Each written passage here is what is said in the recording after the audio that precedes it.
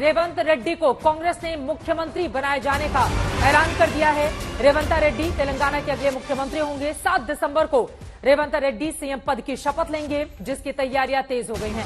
रेवंत रेड्डी तेलंगाना कांग्रेस के अध्यक्ष हैं और वो इस रेस में सबसे आगे चल रहे थे, जिस पर अब कांग्रेस आलाकमान की ओर से मोहर लगा दी गई है।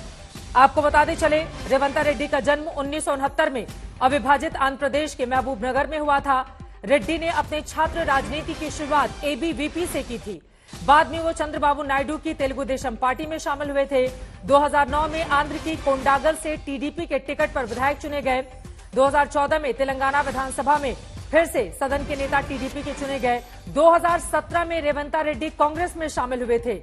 18 में विधानसभा का चुनाव हार गए, लेकिन कांग्रेस ने उन पर भरोसा जताते हुए 2019 लोकसभा चुनाव में मलकाजगिरी से टिकट दिया था, जिसमें उन्होंने जीत हासिल की थी। और 2021 में कांग्रेस ने बड़ी जिम्मेदारी देते हुए उनको अध्यक्ष बना दिया। उनके चेहरे पर यह जीत मिली है, इसीलिए अब उनको मुख्यमंत्री की कमान तेलंगाना की सौंप दी गई है।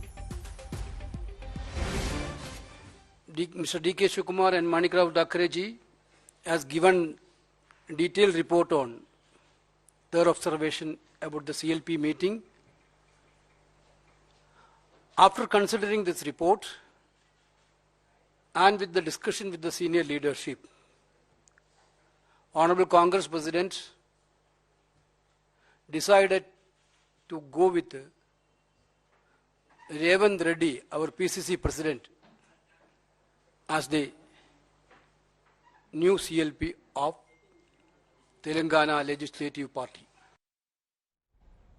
7 दिसंबर को सीएम पद की शपथ लेंगे रेवंत रेड्डी और उसको लेकर तैयारियां जोर शोर से अब शुरू हो गई हैं, क्योंकि जिन 5 राज्यों में विधानसभा के चुनाव थे उनमें सिर्फ एक राज्य है तेलंगाना, जहां पर केसीआर की पार्टी को हराकर जीत हासिल हुई है रेवंत रेड्डी को। यहां पर हम आपको बता रहे हैं कौन है रेवंत रेड्डी, जिनको ये अहम जिम्मेदारी उनकी ओर से सौंपी गई है अखिल भारतीय विद्यार्थी परिषद में।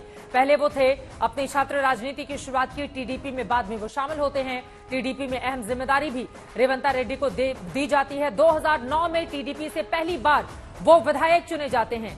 तेलुगु देशम पार्टी से 2021 में आपको बताते चले कि उनको अध्यक्ष बनाया जाता है कांग्रेस पार्टी का, 2017 में जब वो कमान संभालते हैं। और उसके बाद आज देखिए 2 सालों के भीतर किस तरह की बड़ी जिम्मेदारी उनको देते हुए पूरे के पूरे तेलंगाना की कमान सौंप दी गई है रेवंत रेड्डी को।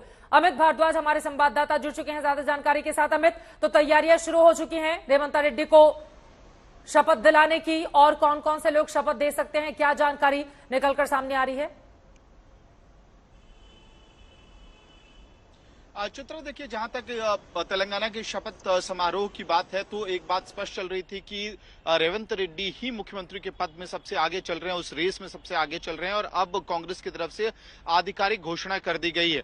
लेकिन इसके पहले बहुत कुछ घटा है दिल्ली में। तेलंगाना की राजनीति को लेकर दिल्ली में क्या क्या सुबह से घटनाक्रम हुआ कि सबसे पहले उत्तम कुमार रेड्डी और मल्लू भट्टी विक्रमका जो एक दलित नेता है, बड़ा चेहरा माने जाते हैं कांग्रेस के, वो दोनों दिल्ली पहुंचे और डीके शिवकुमार से मिलने के लिए सुबह पहुंच गए थे।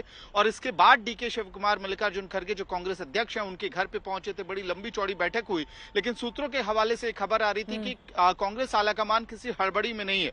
और वो कारण भी समझ में आ रहा था कि केसी वेणुगोपाल के घर पे दूसरी राउंड की बैठक हुई। उत्तम कुमार रेड्डी और मल्लू भट्टी विक्रमका, ये दोनों वहां पहुंचे थे। दोनों को आश्वस्त किया गया कि संभवतः उन्हें यह भी बताया गया होगा कि किस तरह की कैबिनेट होने वाली है, कुछ उन्हें जरूरी पदभार मिल सकता है। लेकिन फिलहाल ये जरूर है कि 7 तारीख को शपथ ग्रहण होना है। रेवंत रेड्डी मुख्यमंत्री की शपथ लेंगे। डिप्टी चीफ मिनिस्टर, कैबिनेट कैसा होगा, ये तमाम चीजों पे सवाल। जैसे और जानकारी आपको आगे मिले आप हम तक पहुंचाएंगे। फिलहाल के लिए आपका बहुत शुक्रिया अमित इस पूरी जानकारी के लिए।